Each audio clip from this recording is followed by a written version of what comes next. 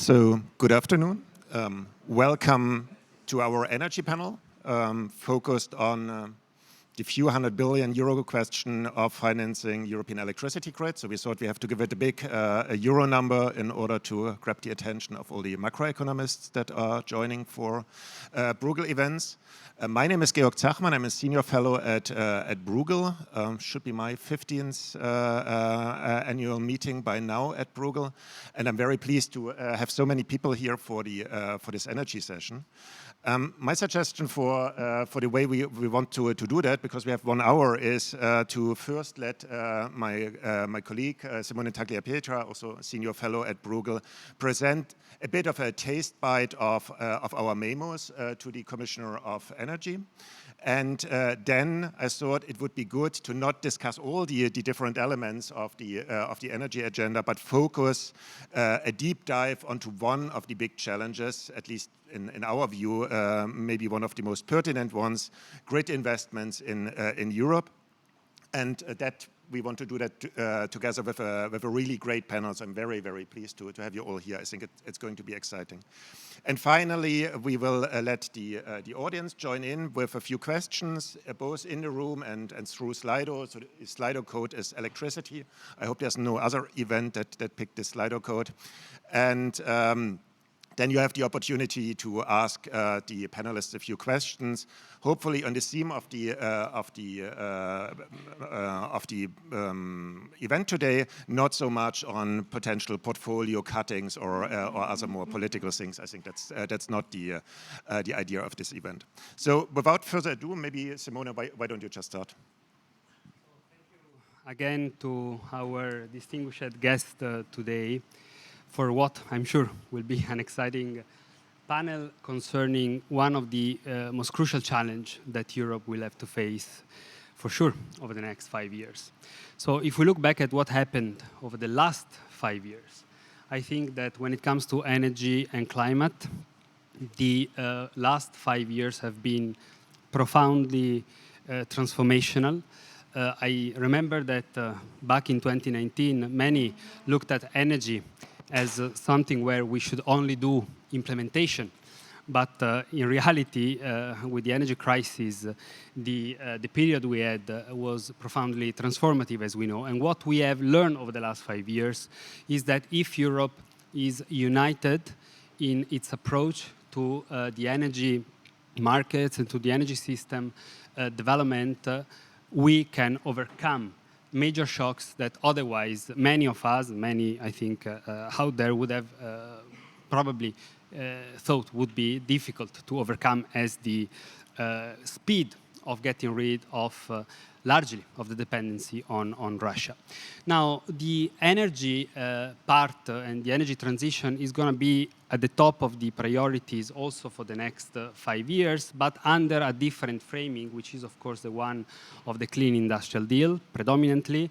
I think it's worthwhile to consider, if you look at the political guidelines of President von der Leyen, that energy is mentioned 37 times, while it was only mentioned 4 times in the previous political guidelines. So energy will be at the core. And of course, the challenge we have in front of us and that the new Commission will have to face is a huge challenge. Consider that if we are to meet our climate objectives, we will have to fully decarbonize the energy sector of Europe by 2040. This is a major effort that lies ahead. And to understand what that entails, we think, and we have this in the memo, in the state of play, it's worth to remember that electrification, for example, which is the main pathway to Europe energy transition, will have to sharply accelerate. The share of electricity in the final energy demand in Europe has been stocked at around 20–23% since 2016.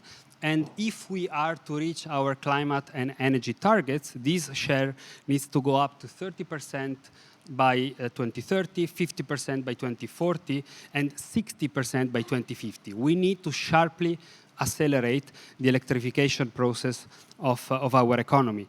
And at the very same time, we need to push further the deployment of renewable energy sources, because if you look at what has been done so far on the wind energy and the solar energy front, certainly Europe has been doing a lot. And renewable energies today represent 23% of final energy consumption. But if we are to meet our target, we need to double this share to 42.5% by 2030. So what can be done in order to make sure that we get to this target, and how can we ensure that we keep rolling out the energy transition at a speed that is sufficient to structurally lower energy prices by, let's say, 2030 or the early 2030s. We think the new Commission will have a lot of tasks to be performed. In our memo, we have a lot of suggestions, but let me try to focus on 3 of them. The first is to coordinate the development of the electricity system in Europe. We have different comparative advantages across the continent. We have regions that are perfectly fit for wind, regions that are perfectly fit for solar. We need to have an integrated view on the development of this system, because if we are to plan this system in a united manner, we can have major efficiency gains at the European level, and we can also lower the investment needs both on the generation side and on the transmission side. We then need to have a proper funding at the EU level for the electricity grids. We can, of course, and we should invest massively on the generation side, but if we don't have the grid and the flexibility solutions to sustain the amounts of variable or renewable energy sources that we will need for this transition, we will not get there. And the role of the EU with this regard should particularly focus on the interconnections. The interconnections are what make the European integration, the integration of the European electricity market feasible, and is what really allow physically to get a real energy union. And finally, I would also like to point out one point that with Georg we have been stressing for many years, but this point has become, in our view, even more pressing during the energy crisis, which is the need for data. We do not have, at the EU level, a granular view on what's happening on many corners of the energy system, on the energy market, and this also includes clean tech manufacturing trends.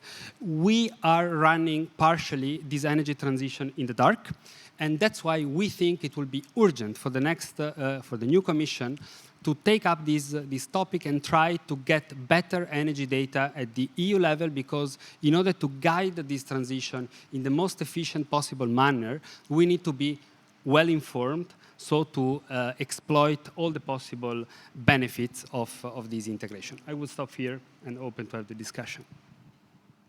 Yeah, thanks a lot, Simone. And I think you pointed out a couple of points that essentially lead back to the drive of this debate here. So we will have massively more investment needs in grids because of electrification. So heat pumps, electric vehicles need to be connected on the distribution side.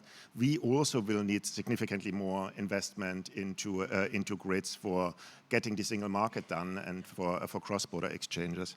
Now, all this is not really new, but we have been knowing that for quite a while. And Teresa, you have been in this sector, in this sphere, in the intellectual surroundings of the energy transition for many years.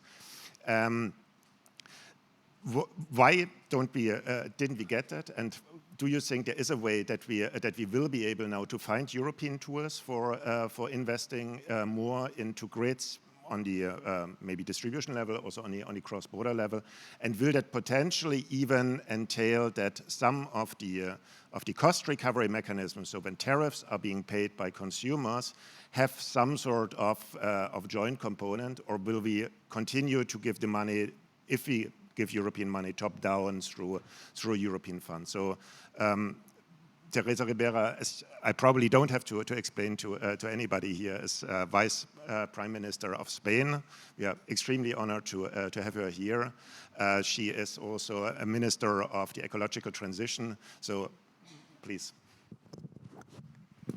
Thank you. Thank you so much. It is my honor to be here, and I could make some very general comments just to support, to back the idea that this is one of the most important issues, practical issues, where we need to invest and to cooperate. We know that we want to have a powerful, clean, industrial Europe. We know that we need to invest in a decarbonization of the economy that needs to count on the electrification of many final uses of the economy. And this means counting on different clean sources, but counting on storage, counting on smart grids, counting on interconnections. We have already experienced the lack of this capacity to count on different alternatives during the Ukrainian times. So the conflict, the invasion of Ukraine by Russia, and when we had the opportunity to provide an alternative, things were easier because of the interconnections than when we did not count on this alternative.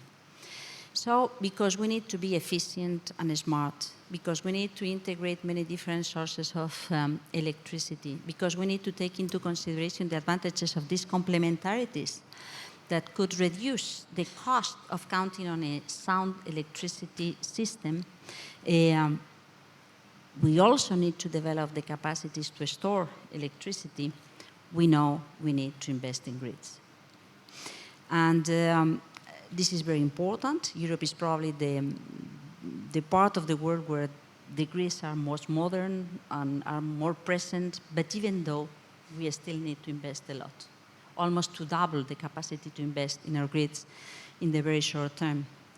And these have some tricky aspects, because on one hand, we could take into consideration that this needs to count on the economic and financial tools to do so, to count on the public and the private willingness to invest in this field, to go beyond the borders. But at the same time, we also know that there are procedural and bureaucratic aspects that we need to speed up, that we need to ensure that this is sound from an environmental perspective, and that it can be affordable from the consumer point of view. So the cost of investing being reflected in such a way in our electricity bills that can be afforded by any consumer. All of this provides a very challenging situation, but in fact we need to do that. And then there is the question on what is the cost of capital, how we can de-risk the investment so that we can count on private investors willing to invest, how we can provide the right signals from the public perspective and the public investment perspective. And I think that all of this has to be managed in such a way that should be part of this idea of how we can build a proposal to invest in Europe to get a much more sound, strategic, and autonomous Europe from an industrial perspective, from a social perspective, so the cost of energy for the households, but also in terms of how we can create the infrastructure that goes beyond the national interest. I think that the debate on the interconnections, the fact that we still identify some loopholes on how we can connect the different parts of Europe is going to be very, very important. We know that taking into consideration the different sources of revenues being dedicated to invest in the grids would be very important, but we also probably know that this won't be enough. Something which will be crucial is ensuring that we build on the necessary trust of the importance of this investment. So, repeating once and again that going towards this energy transition scenario, agenda, is still appealing from an investment perspective, where we allocate the savings of the Europeans, how we can dedicate to the priorities to create the infrastructure, the ecosystems that can provide the right conditions for the industry and for the families to fill comfortable in this transformation. My sense is that we will still need to be quite strategic on how we combine the public sources of funding, and that we have already achieved significant goals with the Repower instruments, with the IPCI's instruments, with the different funds being created around the climate and the energy transition agendas. But at the same time, how we can open this conversation, this debate, or deepen into this conversation and this debate with the operators and with investors, including the banking sector, including how we can de-risk the investment and provide capital at the lowest possible cost. Not to mention the other dimension, where the raw materials that we need to put this in place will come from, and how we can ensure that we access to the cables, we access to the chips, how we can get these equipments in Europe or being built in Europe, which also poses an interesting challenge in the next Commission agenda. What type of partnerships with third countries, with providers, with suppliers, we should be developing in order to ensure that this can work smoothly. Thanks a lot, Teresa. Maybe just to try to summarize and see whether I got you correctly. So you are saying it's definitely we need more investments. It's not going to be easy because there's so many stakeholders involved: public, private, banks, TSOs, others. So there will not be kind of a one single silver bullet where we just throw more money into the system to get this thing. But we need some broader strategic approach that is very fine calibrated in order to get everybody to move in the right direction, and the right direction would come from Brussels or from member states, or do you have some intuition on that? Or? I think it is a very interesting material, hard piece of how we can build a deeper European project, because we need everybody. We need the public institutions in Brussels, and we need the public institutions back home in the capitals. But we need also the private financial operators and the electricity operators, and developing the governance of the TSOs, the capacity to ensure that there are some corridors that may require special priority will be very important, but it won't be enough. I mean, it is the corridors, it's being smart, it's a learning process where we will need to combine different assets. All right, thank you. Let me turn to Chris Bolester. He's State Secretary in Poland in the Ministry of Climate, I think, and he has long Brussels experience, and as Poland is heading the Council of the European Union at the beginning of next year, you're going to set, to some degree, the agenda. What are your plans on infrastructure, especially electricity infrastructure investment in Europe for the European Union? Thanks, and thanks for having me in the first place. It's a great event, and happy to share my thoughts.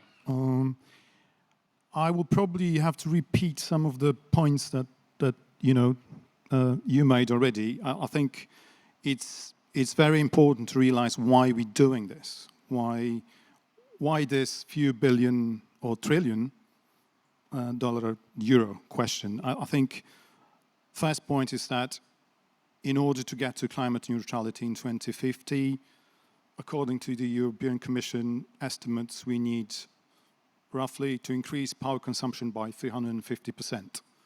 That's not a small feat, 350% of what we have today. That's a lot. Without networks, we don't have this. Another figure is that we'll need to invest in networks, electricity grid, around 600 billion euro by 2030. That's another figure that we need to remember, need to have in mind, because without this, we're not on track to our targets. And another thing is that we need to invest it in a clever way. We need a component, an important component on public money, because we need to keep the cost of the investment affordable for the end consumer. Because without this, the cost will be back in the tariffs. And then some people will fall into energy poverty. So we need to remember this, that of course we need all the private investors we can get, but a very important component is the cheap money from the state and from Europe. And having said all this, I think there's also one component we didn't have in mind when we were, discussing these figures: unprovoked aggression of Russia on Ukraine. This is something that comes on top, because all of a sudden we have energy security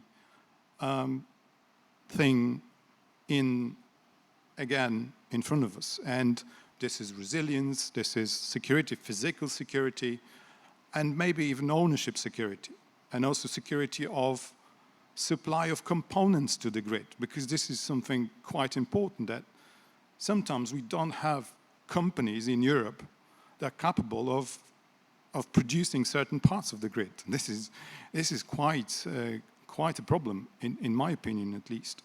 So what we want to do during our presidency is to have focus on three things. First is coordination, European coordination and success of European action. And we have, during the Polish presidency, we'll have a synchronization, and I have no doubt successful synchronization of the Baltics with the rest of the grid. We'll manage to have a very fast synchronization of Ukraine. That already happened. It's also a success story. So we can do things properly. BEMIP is a very good thing that we should put as an example. North Sea has its own. I think there's plenty of things we should be proud of. Second thing is finance. I already mentioned this. This is a problem. We will initiate a discussion on the next MFF because we need to secure proper funding, proper resources, European resources for grid investment. Without this, there will be increase of cost because we need massive investment in the grid.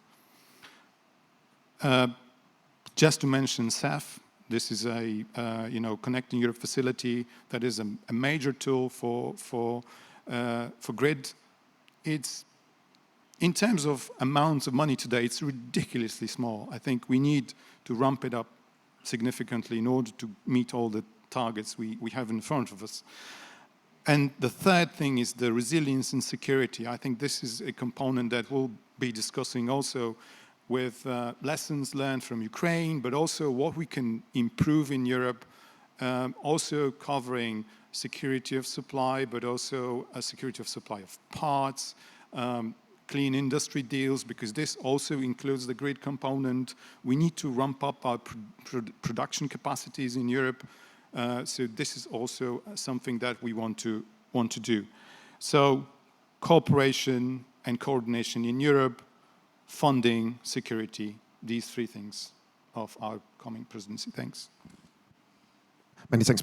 Maybe allow me one question on top. So you mentioned finance and the Connecting Europe facility. Connecting Europe facility is mainly for cross-border lines. Do you also envisage some sort of financing proposal for lines that are not explicitly having a cross-border component? I think so, because I think we need to see the European grid as a whole. And for example, interconnectivity is only part of the picture. We need the whole system to work.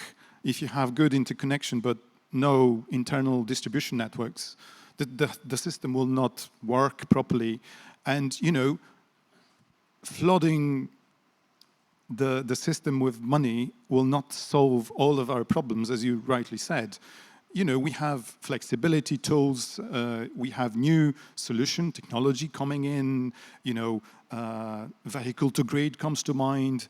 There'll be plenty of solutions that we will be able to use to actually reduce the need of investment in the grid. But again, limiting just to interconnection, it's not enough, not good enough. Yeah, makes sense. Then the next panelist is Laurence Turbiana. She's CEO of the European Climate Foundation and has a long and very successful career in European and global climate diplomacy and foreign affairs. And we have been discussing before a bit, and the question I'm still struggling with. There are some people that are saying, okay, if we only set the regulatory framework right, then the money will come, and we don't need any European financing scheme. And other people are saying that the financing is quite a challenge for a lot of the investments that we need, and would be interested to hear your thoughts on that. Thank you, and thank you for the invitation, and not repeating many things that have been said.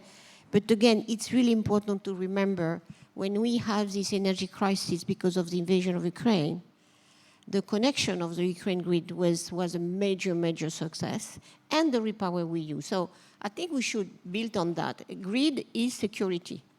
And I'm sometimes a little bit appalled to see that in the big project that that have access to EU funding, well, grid is not there. We have a lot of pipelines, that's okay, but just is a full contradiction when we finally wanted to support these big pipelines to transport the LNG, and we were not thinking how we accelerate the grid. So for me, anyway, that the perception that the grid is not a European security asset, even if it has demonstrated its value. So, of course, I know that it seems that the grid is contrary to some infrastructures, seems profitable, so why not take private capital in it? At the same time, if you look at all infrastructure projects all over the world, and just look at our former member of EU, which UK, how when you want really private capital to be the one deciding on infrastructure, well, you see the result very few years after. So I think there is a dimension, and that's why I think your paper, Simone, is so important.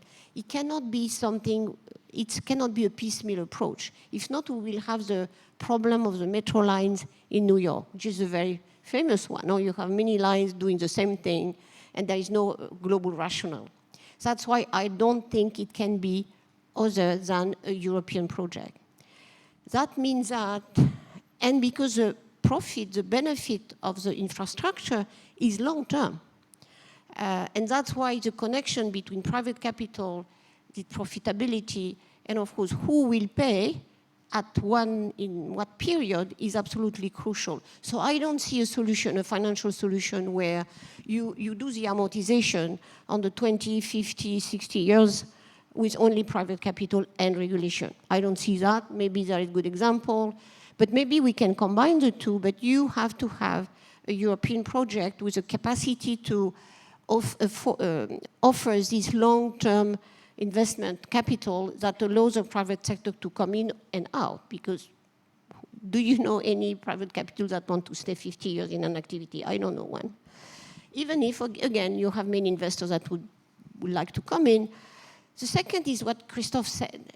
Do we have the ecosystem for the grid, including the technological one? That, I think, a very important point. I think we should think about that. That is about, as well, funding innovation. And when you look at, you may remember the big Chinese project of the mega grid across Europe going to China. The technology of this mega grid were very, very sophisticated. At one point in time, I think the European Commission, you remember, was happy to get in that project and then finally shy away from it. But do we have the equivalent of the technological capacity to do that big modern infrastructure? So I do think that we should, even if I know the philosophy or the mood is not, let's create a new fund, at least for the moment. I think we will come to terms at one point in time necessarily. But you can't say that the bills will pay for all. I was commenting with Simone just beginning. ETS2 will enter into force. I was discussing some months ago with Christophe on the electricity bills in Poland. So how we imagine that people will be ready to integrate on the relatively short term the cost of the grid on top of this decarbonization, which already will be there, and that's the same bill they have to pay.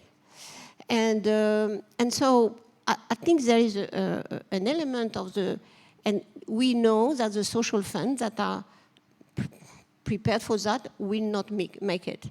So I think we have to have a reasonable view on the connection between the market, this gigantic project of interconnections, and that has to be a European project.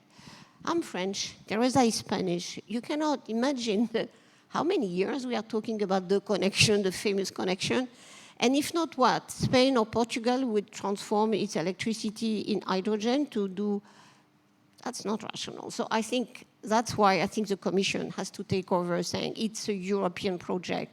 There are a number of other infrastructures we can and we have as a community build the financial infrastructure that allows the private capital to come in, but really to have a very long amortization time. That's why I don't believe in private capital only for that. Yeah. Many thanks, Laurence. That was very clear. So I have no question back. But maybe... you asked me, so I respond yes. directly. Then to Renato, you are CEO of A2A, an Italian and generator, transmission, distribution company for electricity, gas, also marketing, and also active in Greece. So you know the sector not only from one specific area, but from a broader field. You heard a lot of discussions on now finding European tools for helping grids. Is that enough? How does it play together with also in investments in other parts that are needed for the transition on the generation side, on the demand side? So should we give preference to grids because they are most important thing, or should we do more on all of the above? Good question. Good afternoon to everyone. Simone said that in the last 5 years, a lot of things changed. And I think that A2A is the proof. Because 5 years ago, our companies was fully committed in tender for gas network. So the idea is to be able to grow through tenders in gas network, because in Italy, like in other countries in Europe, the topic was the concentration of players in gas network. And CapEx in electrical grid was for maintenance, stability, because the electrical consumption was stable since 20 years. Today, we are working to sell the gas network. We announced a deal 1 month ago. We closed the deal in February with Enel to buy a part of the grid network.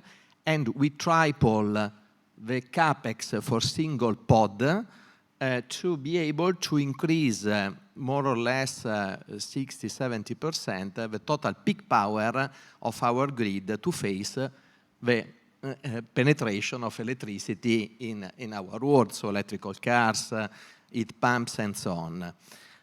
So the strategy was changed completely. But, George, if I say, if in my ranking of problems, the investment in grids is the first problem, surely not, for 3 reasons. The first is that there is a regulator framework very, very clear. We have an authority, ARERA, in Italy that works very well.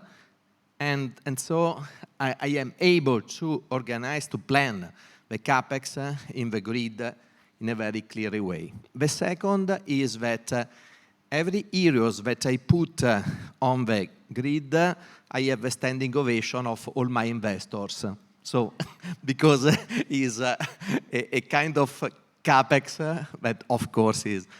And the third is that there is not a problem of permitting, because 90% I work in my asset, because I have to revamp the primary substation, the secondary substation, my grid. But in this moment, probably in all Europe, 95% of the buildings are reached by the grid. So the problem is to increase the peak power, not to build.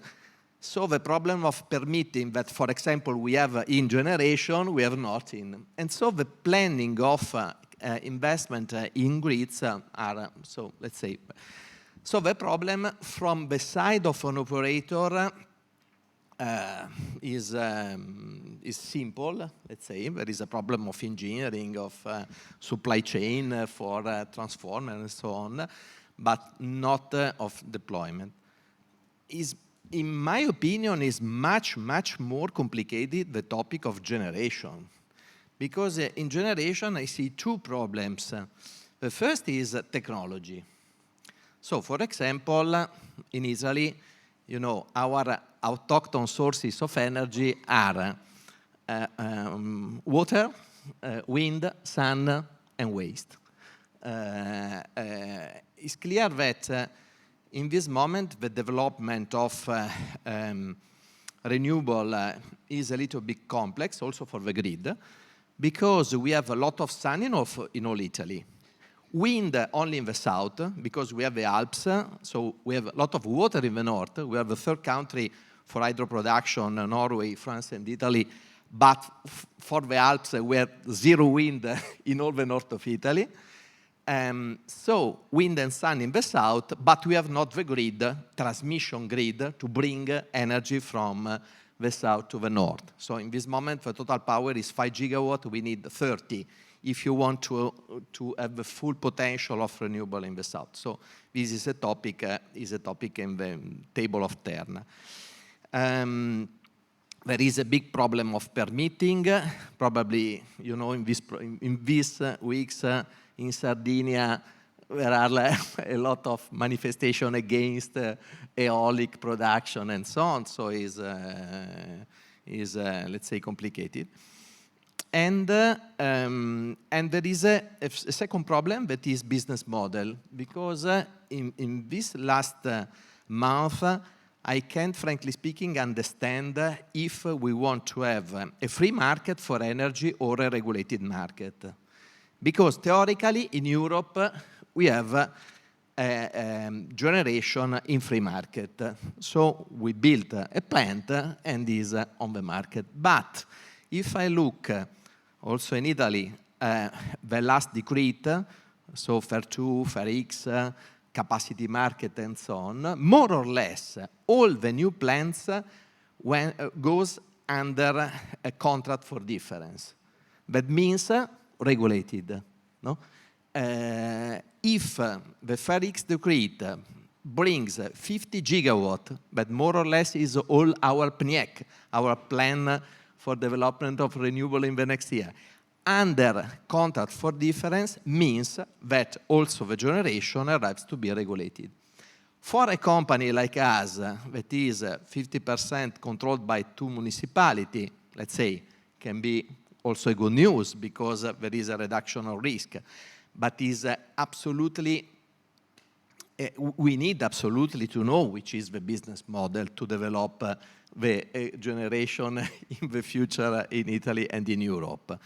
So, and I fully agree with Simone that it's very important to have an European grid, because it's clear that there are regions in Europe with more potential in some technologies, and this can help others. So we need absolutely an European strategy. And when in our Confindustria, my colleagues that use energy said, yeah, but the price of energy in Italy is much higher than in Germany, in France, or in Spain.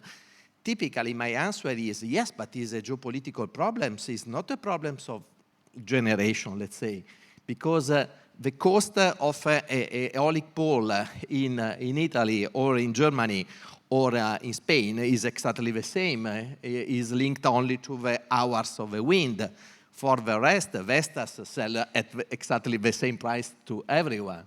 So it's clear that if in this moment in some countries there is a price of energy much lower, depends, in my opinion, much more from the politics of the government than from the companies that produce energy.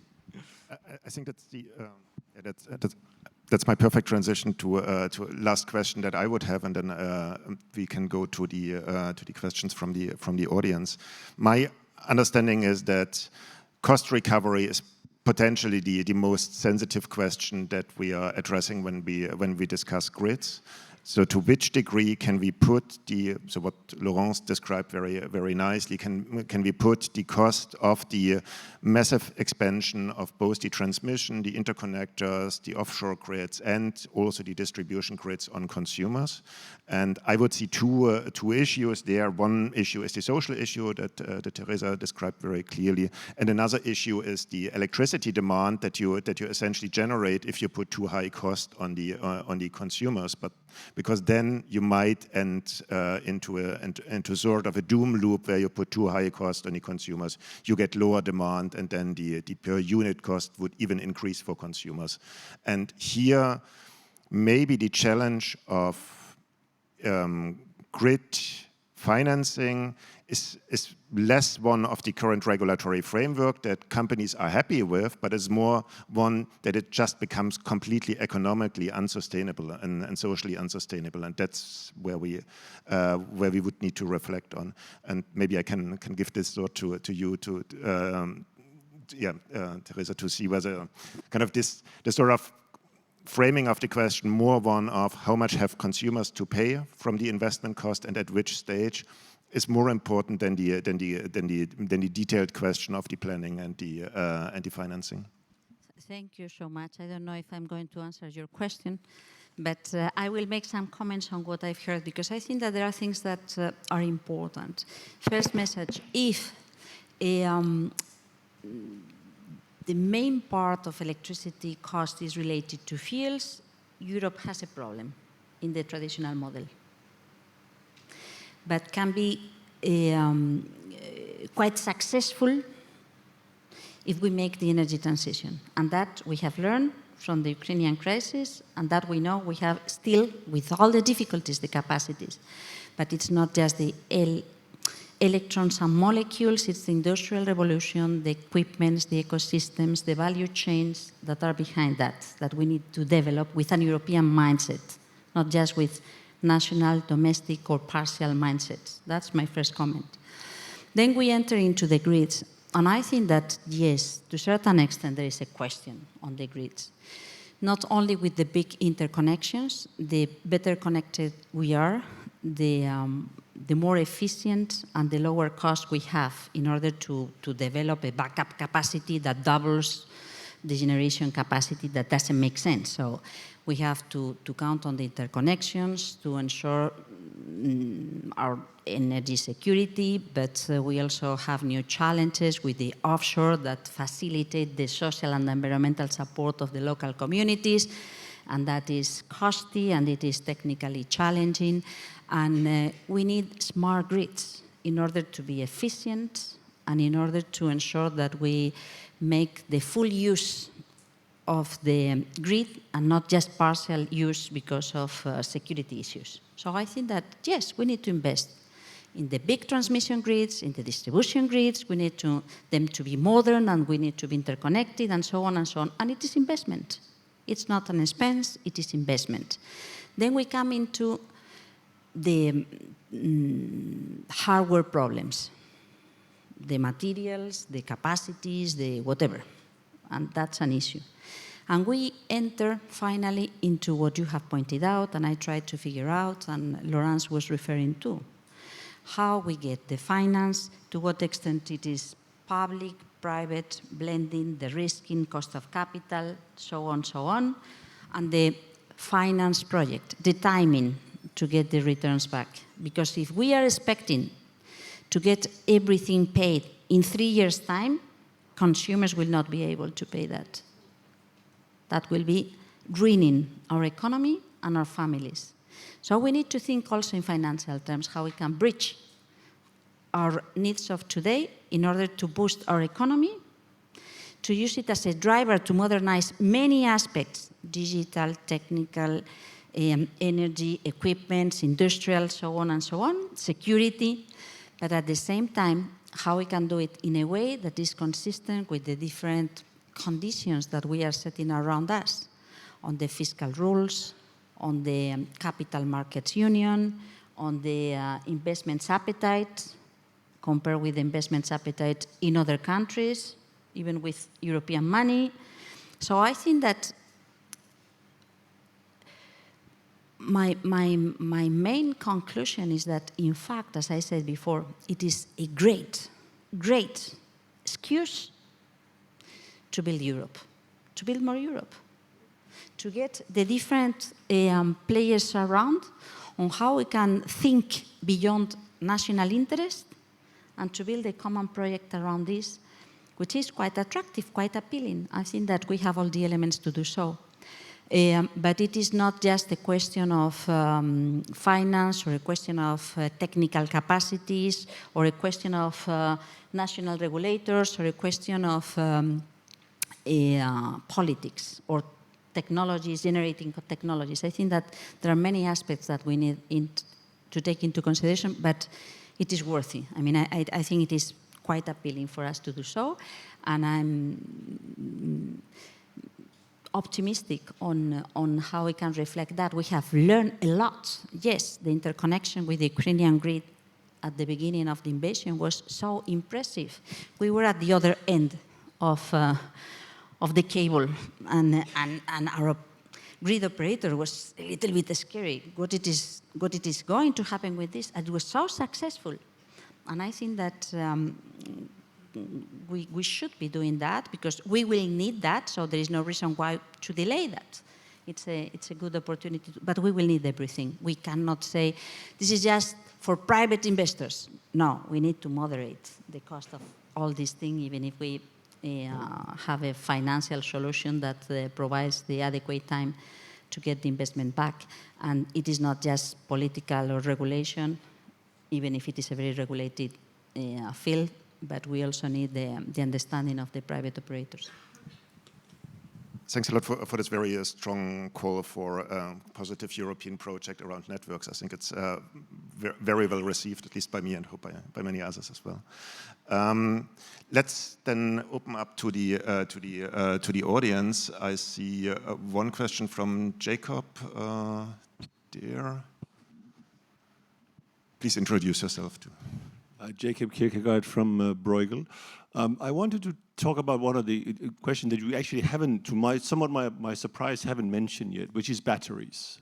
I mean, batteries, grid-scale batteries is an area that is seeing very, very dramatic declines in prices. And it has obviously ability to overcome at least some of the grid balancing issues that we're seeing. We're seeing a lot of new grid balancing services being offered.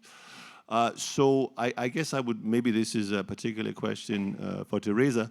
How do you envision the role, and particularly the European policy role, with what I would argue would be a necessary promotion of not exclusively, but an important component in creating a resilient European electricity grid through utility-scale batteries? Thank you. Yeah, and then I would, as a second question, put here the second question on Slido. Does the EU need new governance and independent planning structures to guide investment and private finance, also on the distribution level? I would like then to give that to you, Chris, if I may. But Teresa. No, I think that yes, batteries and in general terms storage will be crucial. I mean, the batteries industrial ecosystem needs to be developed in Europe. The batteries within the electricity system and the energy system will be crucial. We have developed some regulatory approaches already. So from the energy perspective, yes, we know we need to integrate that into the grids, transmission grids, the distribution grids, and that means electronics, and that means digital, and not only the batteries or the hydropower and the pumping. And this is security, safety, innovation, and so on and so on. But I think that we will, at least in the case of Spain, we already see a a bright kickoff in this year and 2025, and it won't only be the case of Spain. We see that because we are in such a relative isolated position.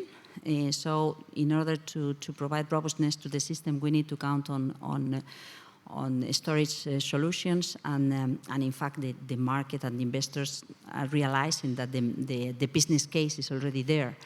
But that's on the energy side. At the other side, as I said, I think that there is the industrial aspect, and I think that this is a very relevant element of the discussion when talking about energy transition in Europe. This is not an adventure just to change the colors of the electrons and the molecules. This is a huge, fantastic, promising industrial agenda, an innovation agenda, and a great opportunity to develop partnerships with third countries that want to prosper back home and that count on the raw materials that we will be needing. So I think that we need a much more strategic approach on why this is worthy, including, of course, the batteries, where we have slightly behind other big superpowers, industrial superpowers, but we have the capacities to wrap up. Chris.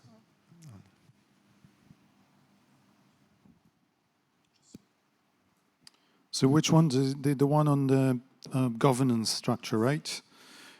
Well, I think we don't need anything new. We'll have ChatGPT. I think we should just pop a question and we'll get planning structures. But being serious, I think the perfect is the enemy of the good. I think the planning works for transmission grids quite well. The European Commission cooperating with TSOs. I think if we could imagine a modified system if we add DSOs and more role for national authorities. I think we can arrive at a tweaked mechanism that would serve the role. I don't think we need establishing something new, because then it will consume some of the powers or compete with something existing. So I think it's best to actually tweak the existing thing. But so you are saying that the process we are currently having with the TYNDPs and proposed by the European network operators leads to kind of planning that is in line with the targets that we're having. Okay. Good. Then next round of questions. Maybe I take. Sorry. Thank you. Thank you, Kormaier, for your active.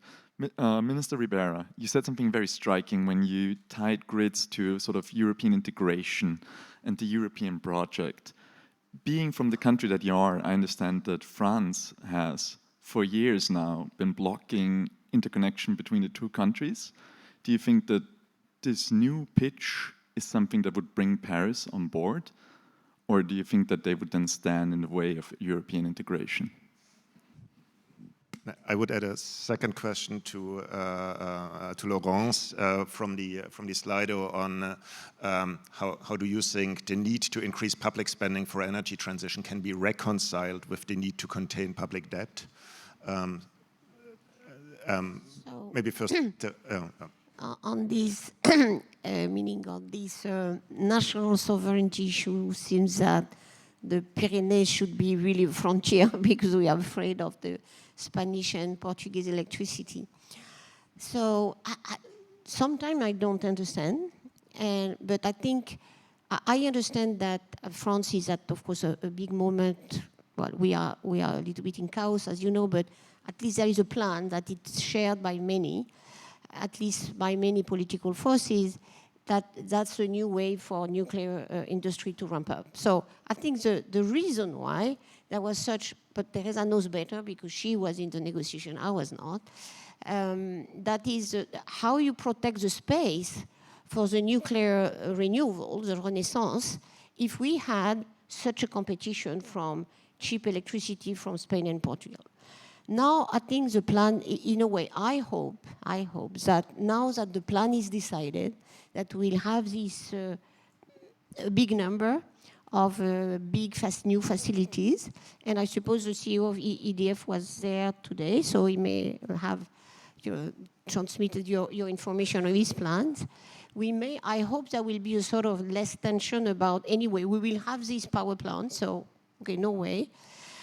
But that, I think, something has to happen at European level to overcome what finally is a reality. We don't have a European electricity market.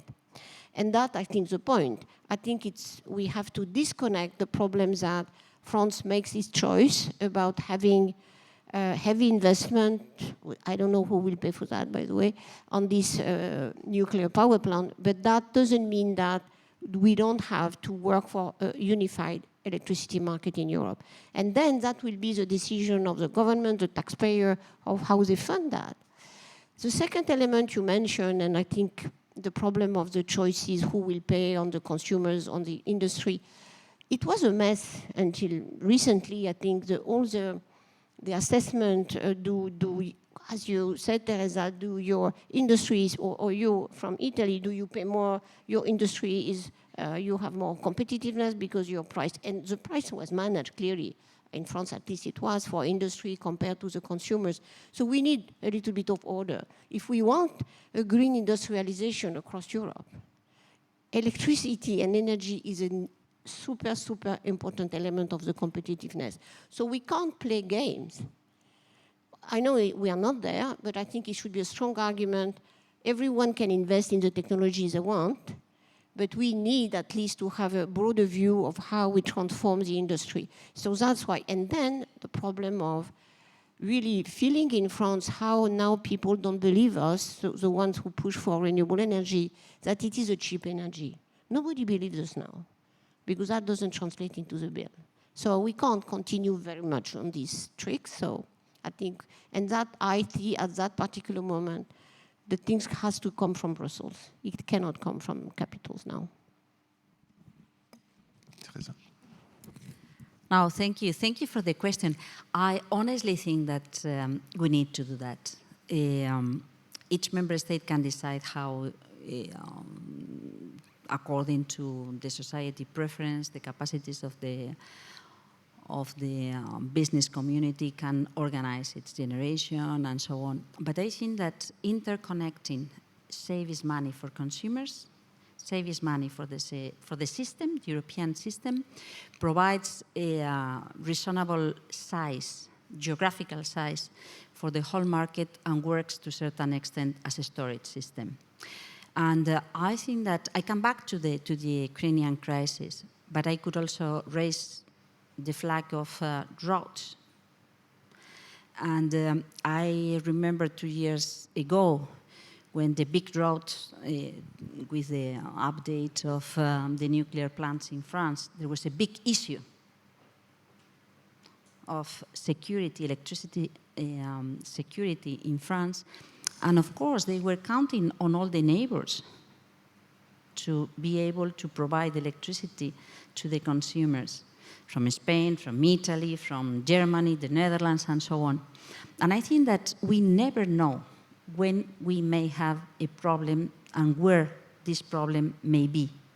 But we know that to the extent we are sufficiently interconnected, we can provide solutions. That's the reason why this is EU legislation. I mean, there are targets that we need to fulfill. And it's true that to a certain extent, we in Spain, Portugal and Spain feel that we are a little bit left behind in terms of how we can ensure this access to this continental market. And the other reason why this matters is because of the fact that it can provide different players in the market, because there may be different operators offering electricity in each country. So I think that we have all learned that each of us, each of European country has lots to offer to its citizens and to the other European citizens, but our size, even if we are big countries, does not have a big enough size to compete and to provide comfort to industrials or to the households. So yes, I think that we need to get into that.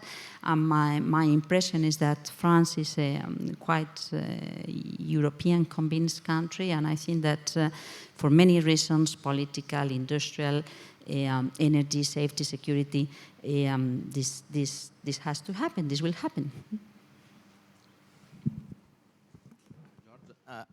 I was talking about the topic about storage and batteries because is really a bottleneck, very critical.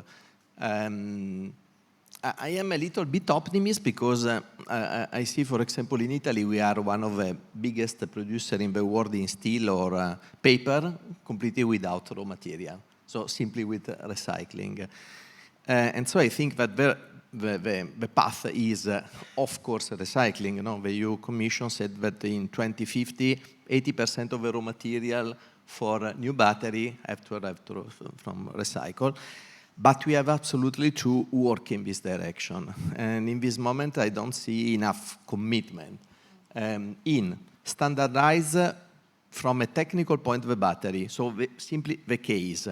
If I have to go directly on the black mass to recover nickel, cobalt, lithium, and so on, I need not to spend time to destroy the case. I need to have standard batteries to use a robot, the same robot that build the battery, but have to open it and to recover the black mass. And we need to have in Europe plants to recycling battery. I think that we can have our mind for a raw material for battery in a couple of decades, no more, but we have to invest a lot in this sector. It is another sector in which, for example, a company like H2A, that is the first player in waste management in Italy, we are studying also with the universities, polytechnic and so on, the way, but it's not easy to understand exactly what to do. So I think that in the next years we have to focus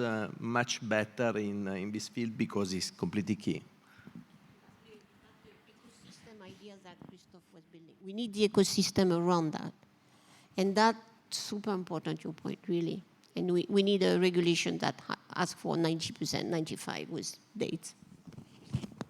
I think I would close by giving the floor to Simone and essentially ask him to, after what he has heard here, to which degree it has made him more optimistic or more pessimistic that we are going to deliver. Well, at the start of a new institutional cycle, we can only be optimistic, I think, right? We are obliged to be optimistic.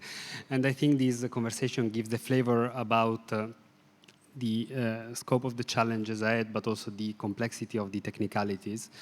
But if you zoom out a bit and look at what we have been discussing, I think it's clear, as Jeremy said this morning, that there will be trade-offs, right?